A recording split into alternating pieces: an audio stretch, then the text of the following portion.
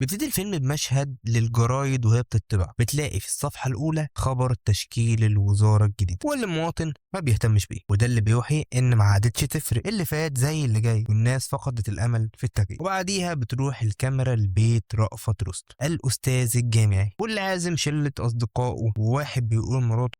المحشي يجنن يا مدام فوقية.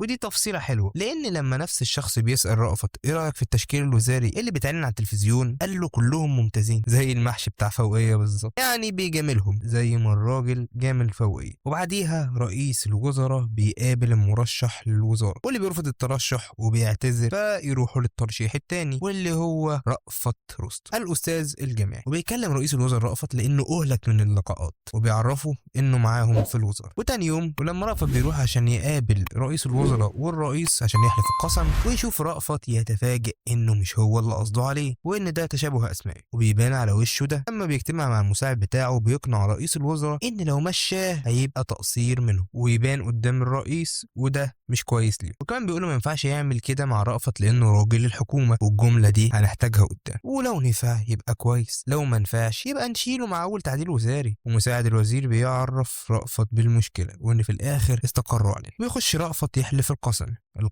اللي حلفه قدام الرئيس غير القسم اللي حلفه لنفسه. أقسم بالله العظيم أن أحترم هذه الصدفة، أن أحترم هذه الغلطة التي جعلتني وزيرا، وأن أحسن استغلالها، وأن أحافظ مخلصا على ثبات أقدامي وسلامة منصبي، وأن أبذل قصارى جهدي لخدمة هذا الشعب، بيقول في آخر القسم الشعب المكافح.